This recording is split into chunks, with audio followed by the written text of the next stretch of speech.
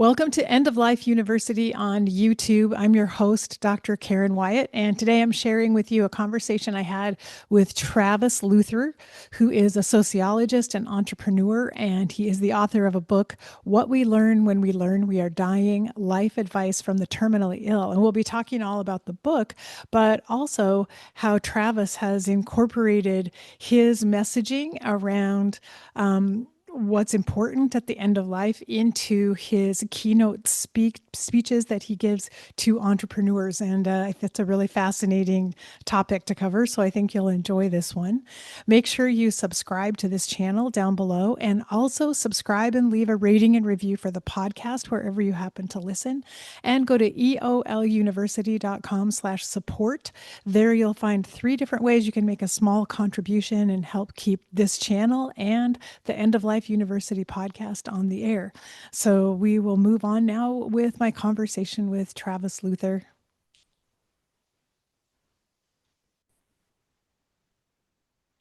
Today, I'm very happy to welcome my guest, Travis Luther. Travis is a sociologist and entrepreneur researching the intersection of personal and business excellence. A recognized expert in childhood trauma, he helps struggling leaders create meaningful, purpose-driven lives through one-on-one coaching, workshops, and keynote speaking. He is the author of What We Learn When We Learn We Are Dying: Life Advice from the Terminally Ill, which we'll be talking about today. And he's the former president of EO Colorado. Travis and his work have been featured in the New York Times, Wall Street Journal, The Atlantic, Smithsonian Magazine, and Forbes. And you can learn more at his website, travisluther.com. So, Travis, welcome and thanks for joining me. Thanks for having me, Karen. I'm excited.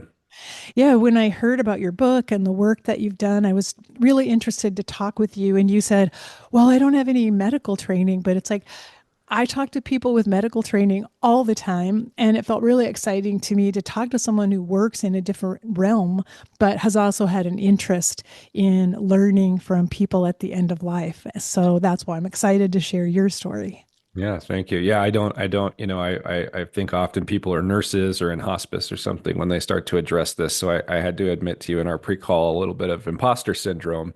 But as a sociologist, I love the study of people and groups of people and their motivations. And so certainly from the interview side of things and putting that data together, I feel comfortable and excited to share what I've learned.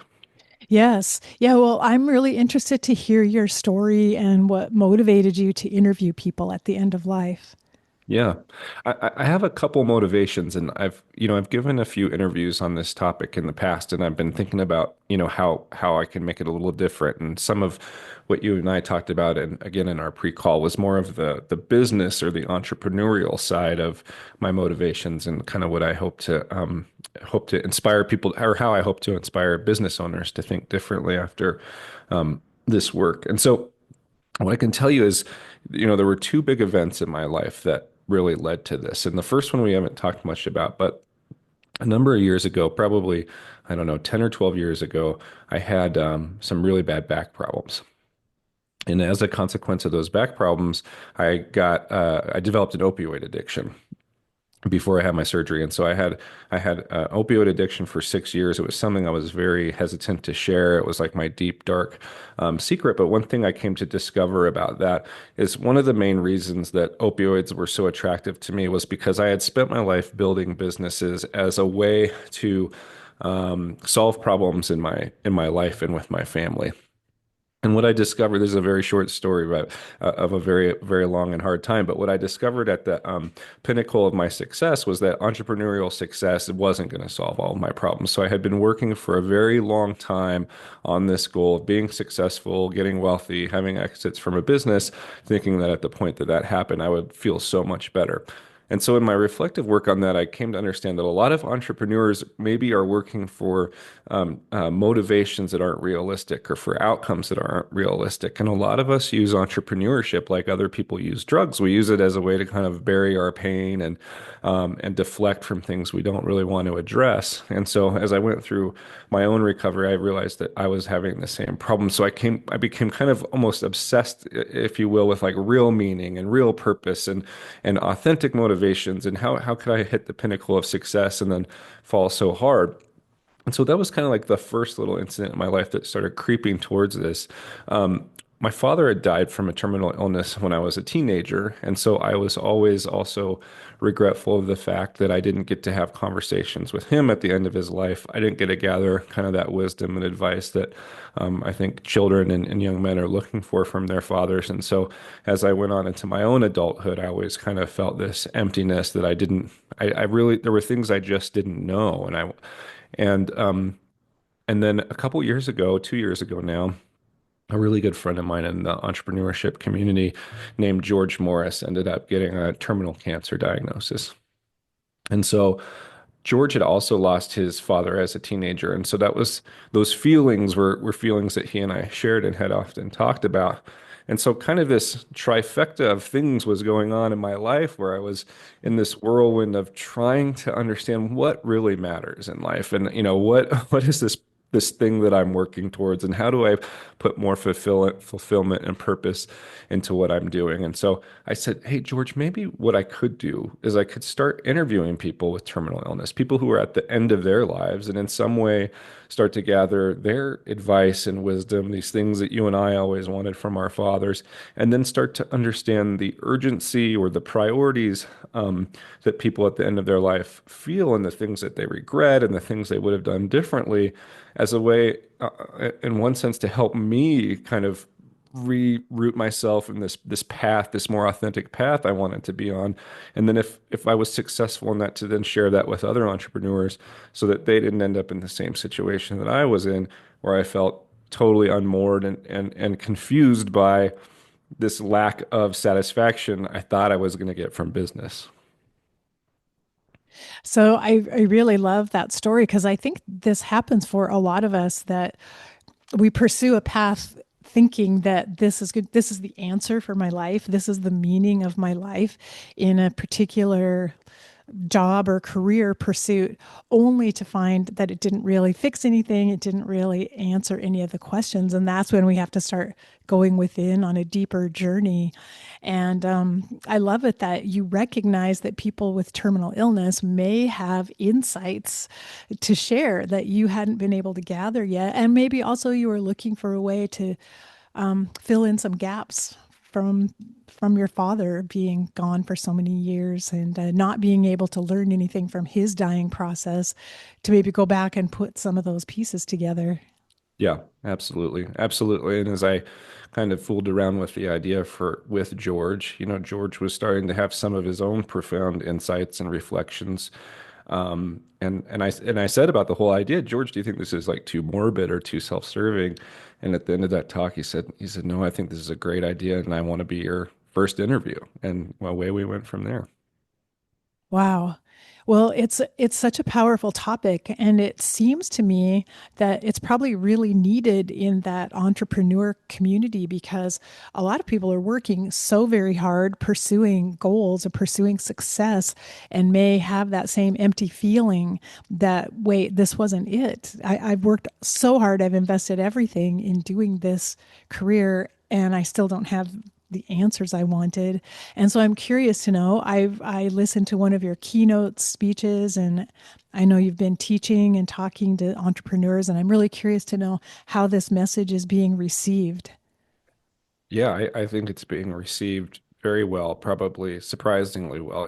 Quite often at the end of those keynotes or workshops, I've got a small line of entrepreneurs. Sorry, it makes me a little emotional too. But, some of them really even in tears because there's this sudden epiphany about what am I doing with my time and what is it worth and what have I been wasting and how have my priorities been wrong and so yeah, it's received very well, and definitely from stories I've heard, it's changed the direction for a lot of people, in positive ways because one thing that we're really looking at is time, right? How much time do we have left? And then as business people, we're always thinking about time in terms of efficiency and importance. And so I think some entrepreneurs realize what people who are dying realize, which is, when I talk to people with terminal illness, I realize they're giving me an hour, 2 hours, or 3 hours, right? And they're really having to calculate that against the time that they have left and ask themselves, is this interview with Travis, is this work like something that's going to matter, or does spending this time with him matter versus, 3 more hours scrolling on social media, whatever the case may be. And I think business owners start to look at time that way too, and not just from them for themselves, like what kind of time am I wasting or how am I being inefficient, but also what are like these demands and wastefulness that I'm putting on my employees too, and how can we look at time and restructure our time in a way that really matters. So looking at time and creating more importance in the time and less wastefulness in the time is one big thing that's come out of it for entrepreneurs. The second one is also the purpose of the business itself. Mhm. So I think entrepreneurs fall into a couple different buckets, right? And I think that the idea or the thing that we generally see on social media or in magazines is the entrepreneur who has this genius idea, and then they go out and they raise money for it and they pursue it, and they think they're either going to change society or the world or the climate or something like that. But the truth is, like, most entrepreneurs end up in business because they work for other companies. They see that the other companies have a problem that they're just not addressing, or the entrepreneur thinks that they can address it better. They get this idea, well, I could start my own company, and if I start my own company, I can be my own boss. And then they spend, years building a company that's a slight variant of a career they had before. And then they have this kind of like, oh crap moment where they realize, I didn't really think a lot about what I wanted to do in my life. I just thought more in terms of money and making a living and, providing for my family, which are all great, goals and admirable goals. But I never sat down and thought about, like, what do I really want, or who do I think I was going to become? And so one of the big themes that's come out of my work that you probably saw in the keynote is this idea of the lived and the unlived life. And so Mm. everybody has a lived and an unlived life. And what this work starts to do is help people examine the gap between the two to say, how far am I from the life I thought I was going to have? How far is the life I have now from the life I thought I was going to have? And so it helps them try and unify and take a deeper look at, what did I think I was going to be doing when I was 20 years old or 25 years old? What were my true, genuine passions and interests?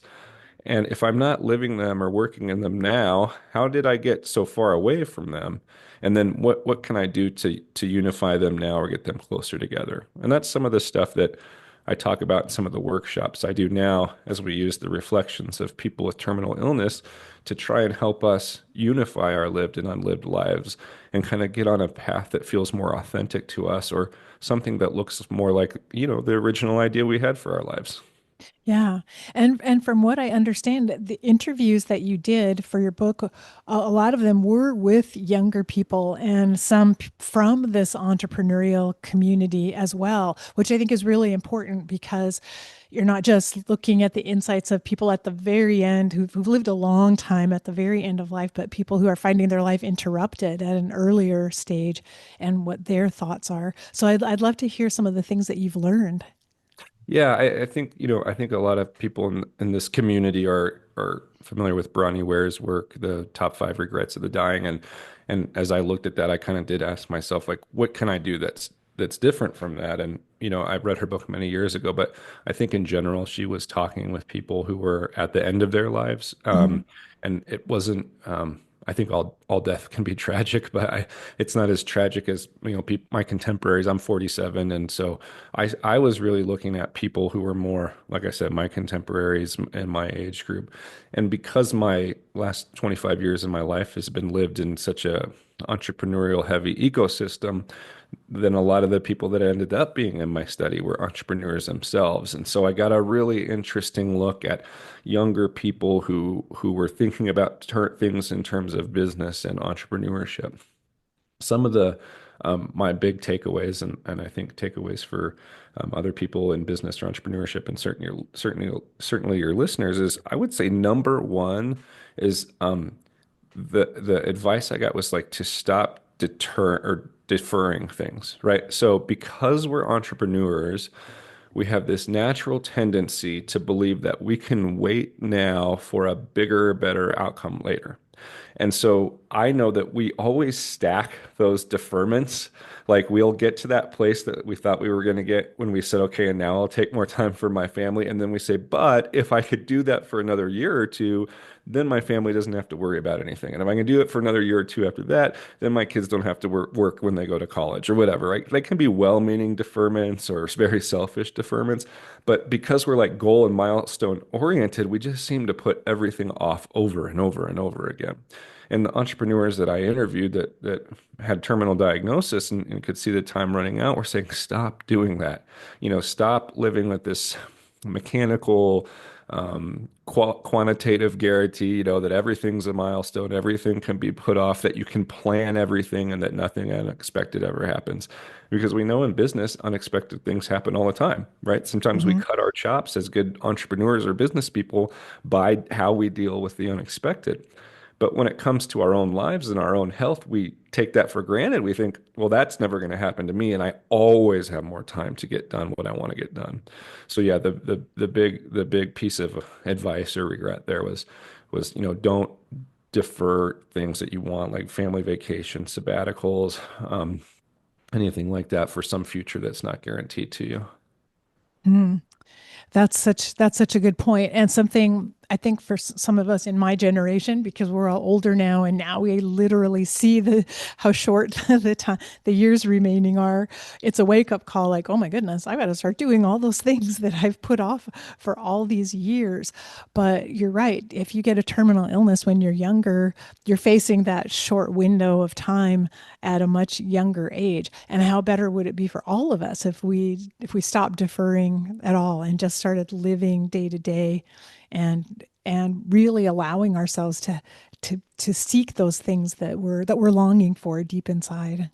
Yeah, and as I go through, coaching or workshops with groups, and I ask, what would it take to get that thing that you want or to do that thing you want? I think people are often surprised at how two things can be managed simultaneously. They can get what they want and still have their business. They can get what they want and everyone still has health insurance. It's just always like a matter of planning and believing you can do it and then finding a way.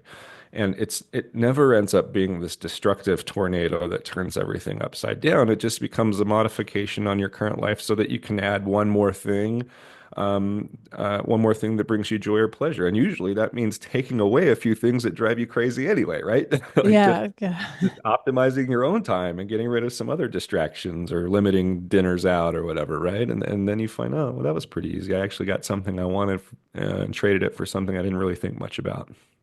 Yeah, and I was thinking I liked your distinction between the lived life and the unlived life, and the lived life ends up getting really shaped and affected by external events. I mean, they drive the lived life because you have to respond to everything that's happening around you. So to pay attention to the unlived life, you have to have an intention to do that. You have to actually make time and teach yourself how to focus on the unlived life to make sure you don't neglect it, or else these external pressures will completely take over and dominate the lived life.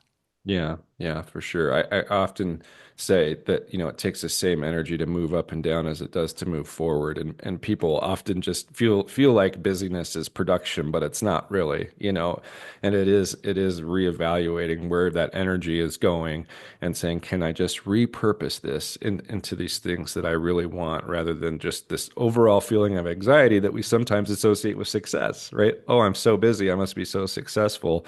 And that's not always necessarily true. That energy and momentum could be applied to getting you to move onto that path, that unlived life, and getting them unified more with just a little more thought to it. Yeah. And one thing I saw on your website, is because I know that you're a trauma specialist, is that sometimes for a lot of entrepreneurs, there's a history of maybe trauma that's never been dealt with or processed. And I would include grief in that, having going through grief at a younger age. And so it seems like that's another thing to pay attention to the unlived life. We have to actually look at the things that we're repressing and not wanting to face. Absolutely, absolutely. Some great epiphanies of mine. and some things that predated and later inspired my trauma work was taking a look at my own trauma. My dad was an addict, and that was the consequence of that was his terminal illness. My mom got pregnant with me when she was 15, and I grew up in poverty and moved 15 different places before I was 15 years old. And then I got this idea, to be an entrepreneur, and like that was going to be my great way out of all of these problems and the way that I would get money and success to kind of bring my family back together. And it wasn't until the death of my younger brother that I really started going into therapy, mostly because I was having anxiety and panic attacks about his death. And I thought, oh, what I need is I just need to go through the grieving process with a professional and then I'll be fine. And I remember telling my therapist, I don't want to deal with anything else except the death of my brother and Mm. just figure out how to get through this. He said, based on just a few things I told him, he said, yeah, I think we need to go back. I think we need to go back and look at some other stuff. And I was very hesitant, but he said, you need to trust the process. Just give me a couple months. Let's do this. And I did, and I'm very grateful that I did because what I came to understand is that trauma had created behaviors in me that served me very well as a young person, that helped protect myself. And, I couldn't rely on other people. And so these are actually some things that were very helpful to being a young entrepreneur too, right? Like I was a go-getter and I was going to get everything done and, hell with the rest of the world. But as you get older and you build an enterprise and you have to become reliant on people, those kind of attitudes and behaviors actually get in the way of what you want. And so if you don't spend some time dissecting, like, what are these feelings and behaviors of mine just learned from my traumatic background? And what are these feelings and behaviors of mine actual and helpful responses to problems that I'm having in my business? Then you tend to just stay in these cycles. You stay stuck. You kind of blow up stupid things that shouldn't be blown up. You're not a very good team player. You're too reliant on yourself. And you end up not getting what you want. So you're absolutely right. Going back and looking at trauma, if you have it, is another great way to unlock kind of your next level character if we were playing a video game and get to where you want to go. And did you find that was the case with some of the people you interviewed with a terminal illness that they looked back and realized, oh, maybe they had things from their past that they had been ignoring? Yeah, yeah, and a lot of that was around relationships. And so whether those were younger, trusting relationships like some of mine that may have not been so healthy, or early romantic relationships. I was certainly guilty of that myself, that seemed to fill a hole in me, but that weren't terribly healthy. Business relationships, avoidance of conflict, all of that definitely are things that people I interviewed reflected on and was advice that they would give about addressing that sooner and not staying almost a prisoner to bad relationships because of one's need to people please or be a peacekeeper. Again, two personas that come out of traumatic backgrounds. So yeah. Mm. Yeah, that sounds really powerful. And in your keynote address, I know you mentioned that some people said to you they felt like their illness was actually maybe a result of the stress they had put themselves under in earlier times of their life, and that they connected those together, and that may be why the illness developed for them.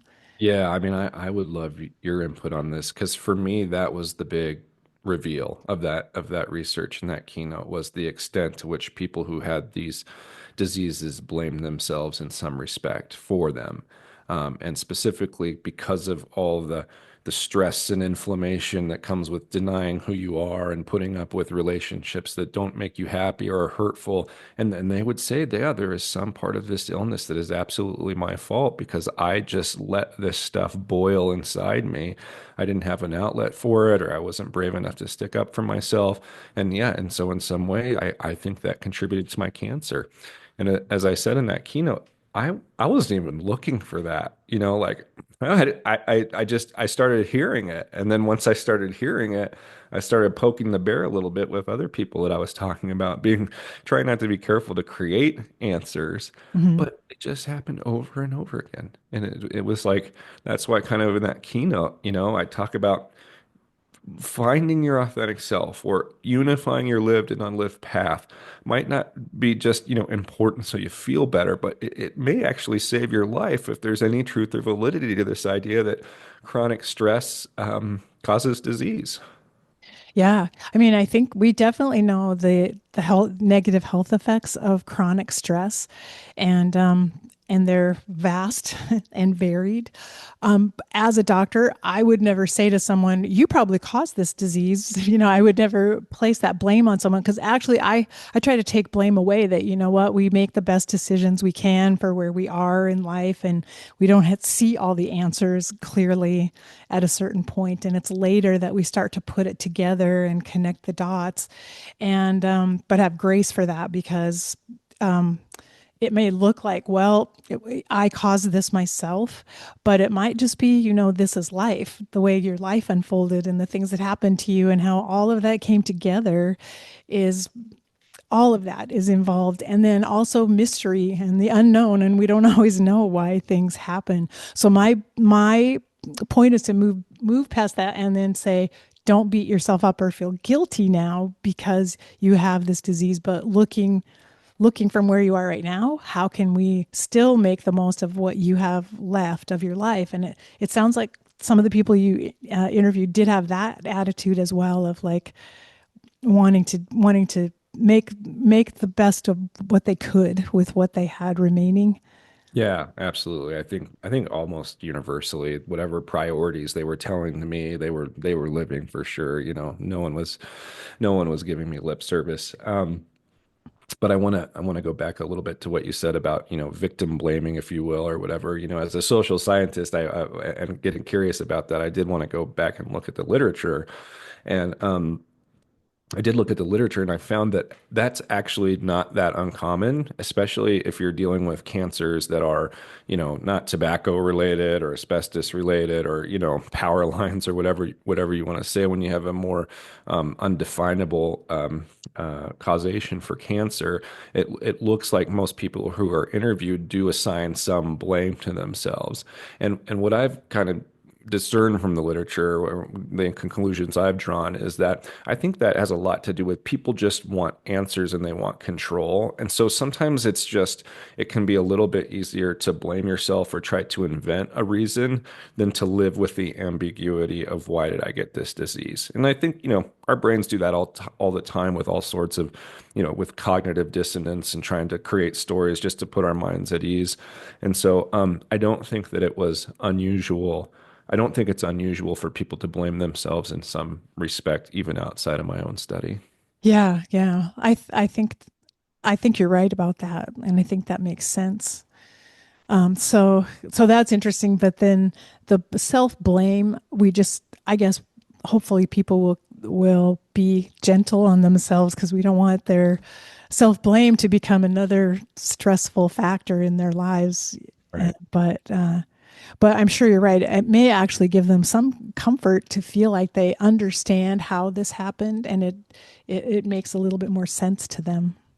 Yeah, and I think that's what created the urgency, if you will, in my interviews that people wanted to share because they thought there's something for you to learn from my advice here, but there's also you have a chance that I maybe don't, like you have a chance maybe to solve some of these anxiousness, anxiety, and stress problems that may be contributing to that could contribute to future disease, and you have the opportunity to change some of your behavior that may be contributing to dissatisfaction in your life. So yeah, both of those create an urgency that really got people wanting to share with me. Yeah, yeah. And you already mentioned the idea of paying attention to relationships and maybe repairing some relationships that got damaged earlier on or making amends, or maybe some that need to come to an end in order to move on with life too. Yeah. And that's one thing that I've witnessed over and over in hospice is how important relationships were, and we don't always know that. We don't always know that when we're younger. We don't realize the impact that could have on us. And I think the converse is true also in that some relationships aren't as important as we thought they were. You know what I mean? There's That's true. there's a tremendous amount that's worth suddenly letting go of also, like that's not worth clawing back. I think there are probably people in relationships in our lives that we probably spend too much time on or worry too much about that. I think when you get in a situation where you really appreciate that your time's running out, you realize they're not a priority and they're not important. Yeah. Well, so I want to ask about the book because does I just want to just describe what the book's like. Does it include the stories of the people that you talk to? Is it in their words or your reflections on their stories? Yeah, yeah. So I try and take direct quotes where I can. So basically, the book is broken into chapters.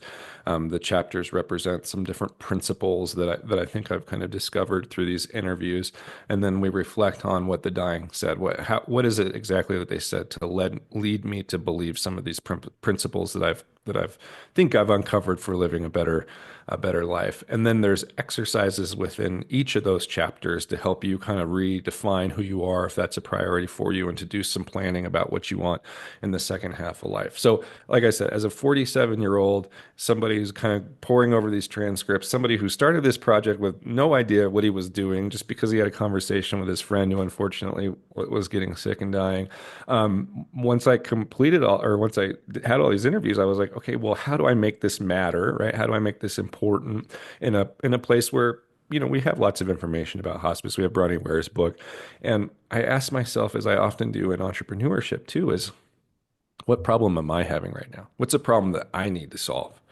And when I thought more and more about that, I'm a 47-year-old man. My sons are leaving for college. Like I sold my companies. I don't teach anymore. Like so, there was like just a lot of transition in my own life that I think is natural for people at this stage. This is what we traditionally call the midlife crisis. Our Mhm. identity is largely changing from parent to empty nester, and we have now resources and knowledge, and we feel like we can kind of do almost whatever we want. But then that's really scary too because we don't know how to pick anything. The more choices you have, the less likely you are to make a decision.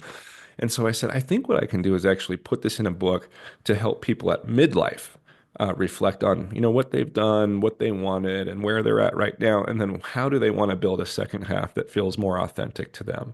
And so that's really the purpose of the book. It's one of these lessons and principles and specifics as far as regrets go and advice from the dying, and also how do we incorporate that into some workbook type materials so that we can work through this book on our own.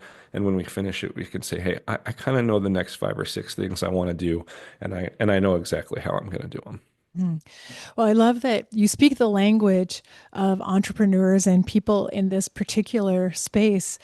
That some of us, like me, like I don't know how to talk to that group of people. I would never be invited to be a keynote, and I don't know how to explain what I've witnessed around death and dying through hospice to people at a different place in life with a different focus in life. And so I was really impressed with how well you have done that and how well you've been able to reach out to your peers and your contemporaries with a message that's so important. And one of the things that I'm emphasizing through this podcast and through the work I do is death awareness, and that people just need to be aware that we're mortal and time is limited, and it helps us if we pay attention to that because we might live our lives a little bit differently when we know it isn't going to go on infinitely forever. And Yeah. I love that you're spreading that same message, but you have the experience and the wisdom in the space you're in to get people to listen to what you have to say, and that's really wonderful. Yeah, yeah. I try and say like death is the ultimate editor. Let it edit what you're gonna keep in your life. Let it edit what you're gonna keep out. Let it edit what you're gonna keep a rerun and keep doing over and over again. But yeah, just to act like you have unlimited chunks of it, it isn't realistic, and you don't want to have a crisis moment like this to find that out. Yeah, exactly. Well, one thing I don't know, I didn't mention this before to you, but I saw on your website that you've developed what you call the time traveler method, and reading through it, it seems really helpful in terms of helping anyone really deal with past trauma, and I include grief in that, and so if you wouldn't mind just kind of talking a little bit about what that is. Yeah, I let me move my notes over here real quick. So, as I had that come to Jesus moment, if you will, at the end of my addiction, I had to start going in and looking at my life and trying to figure out what were the things that caused me anger? What were the things that I wasn't able to let go of? What was the beliefs I had in my head that kept me acting in ways that were inappropriate or contrary to my own success? And I really spent about 5 years doing a combination of therapy and self-examination and self-story writing. And then at the end of all of that, I don't want to say that I was better or healed, but I knew that I was definitely improved and in a better place. And I felt a peace like I hadn't felt before. I didn't feel that call to drugs or alcohol like myself or my family members had to try and solve problems. I felt like I could deal with things. And I wanted to answer that question, why? Especially if you know my personal backstory, which I know your listeners don't, but I've lost a lot of family members to addiction, and suicide. And so people who know my story are like, Travis, how did you do this? How did you manage to go this one direction when so many other people in your family went to the other? And so the time traveler method was kind of my explanation to that answer. And a lot of it has to do with some things I learned as a sociologist about recursive relationships and how, if you're a teen mom, you're more likely to become a teen mom, and your kids are more likely to become a teen mom. If you're born into poverty, you're more likely to be in poverty. There's just so many structural things that we take for granted, and that we don't understand. And we tend to internalize those as, oh, I must be a bad person or I must be a failure because I've never been able to get to college or work this out or have money. And so I ask people, hey, we're going to take a step back. We're going to look at your timeline, and we're going to look at your parents' timeline, and we're going to look at your grandparents' timeline, and we're going to try and understand that some of the things that have happened to you haven't happened because of anything that you've done or because you're a bad person or you're a failure, but you were born into these circumstances of failure. And so how do we recognize that? And so we can break free from that. There's things that we don't know about our past that often give us a lot of anxiety and tend to make us act in negative ways. And so we start to explore the unknown things in our past. We start to just give them answers or stories, much like I said with the dying. Sometimes you can't answer that, or sometimes there's no scientific or medical explanation for something, but let's just draw a conclusion so we can just come to peace with what's happening. And then we rewrite our story. And so we rewrite it now from the perspective of understanding how these recursive relationships have affected us, what of our activity is truly our fault, if you will, or of our own autonomy, and what is a structural force that was causing us to act in certain ways. And then acceptance, that becomes a big part of it. And so the therapy I did was what's called ACT therapy, and it's basically acceptance therapy. And so rather than trying to fight negative feelings or have these ongoing battles or conversations in our head with people who have hurt us that are actually never going to be resolved, either because they're not willing to or those people are dead, we just come to accept some of the things that have happened to us. We accept the negative feelings, and we don't try and fight them anymore. We just try and understand them. And then once we've gone through this whole methodology, we get to come out of it this new person with this new understanding. And then so we make some commitments to ourselves about how we're going to live now in the future. How are we going to take this knowledge that we have as a tool and live a way that's different? So much like the lived and unlived lives, right? Mhm. So it's just closing the gap. Everything to me, personal happiness and success comes by living as your authentic self, being able to put your innate gifts forward into the world and being appreciated for who you are, not the perception that you want to create. Mm. I love that idea of you bring these two parts of yourself together and integrate them so that you're a more whole person and not compartmentalizing part of your life away and ignoring it, but it all comes together. Well, I really like this method, and I like the uh, rewriting the story, because that's something I think we recommend for a lot of people at the end of life, is finding a way to reframe life's experiences and how to look at life, and maybe to not look at it with regret, or to not look at it as a failure, but to actually find all the beauty and all the love and all the wonderful moments that have existed in that life. Yeah. If you can take any incident in your life, and this is my opinion, whether it's good or bad, and to be honest, I don't care how bad or hurtful it was. I've uh, been through some terribly bad and hurtful things. But if you can take it away from being bad or good and turn it into a teaching tool, and then derive from a lesson that can serve you well or did serve you well, or will serve you well in the future, then you can turn almost anything into a good thing. And I know, and a lot of the reason we don't is there's a resistance to it because we develop these personas as a victim of trauma. And a lot of times, and I was guilty of this too, we use the trauma as an excuse for not doing the things that we say we really want to do. We are trauma victims, and so we like to live there because that's where we finally get attention from other people who feel sorry for us. And then if you were a kid who didn't get a lot of attention, then this suddenly feels good, and so we get very hesitant to move past it, unfortunately.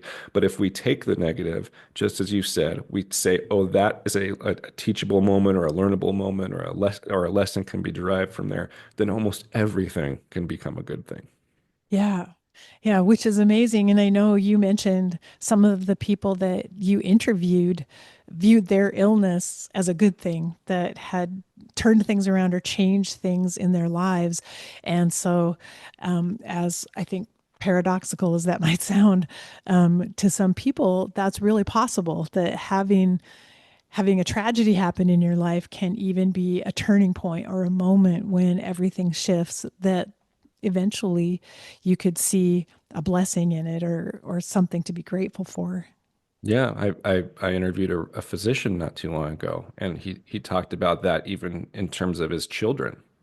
That this was a learning moment for him. He had I mean, you've been a physician. I don't know what your life was like, but he was saying, God, I'm on so many boards and committees and this and that, and I'm doing so many things that I think I'm supposed to be doing that really I don't get any value out of, and I don't even know that I'm that helpful to. And so I've stopped all that, and I'm taking control of my time, and I'm embracing all the good revelations that I've had as a consequence of my impending death. But I'm also trying to have my kids see that too, right? And so in his own illness, he's saying again that urgency that I talked about before. Hey, Becky, Steve, John, Linda, whatever, don't do what I did because I'm telling you it's not necessary. And so if you get 10 years of your life back by avoiding these meetings and committees, I can feel good going to my creator or wherever I'm going next, knowing that this was also a teaching moment for you. Mm. Oh, exactly.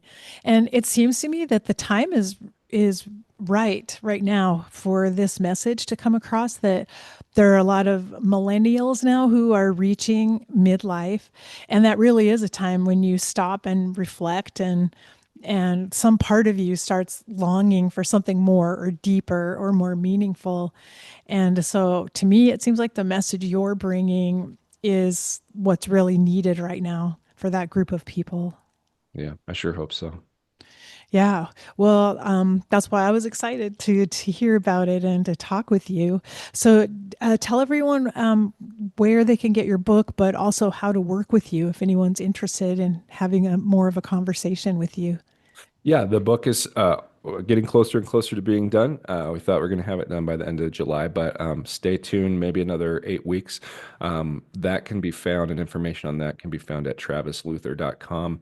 And then if you're curious, so I do an online workshop, like an 8 week course once a day, or I'm sorry, once an evening, online where we go through this midlife alignment course that I was kind of talking about. So that can be found on my website as well. And then travisluther.com also has a link for one-on-one coaching. So if that's something you feel more interested and comfortable with, then I do work with people on a one-on-one basis. Mm.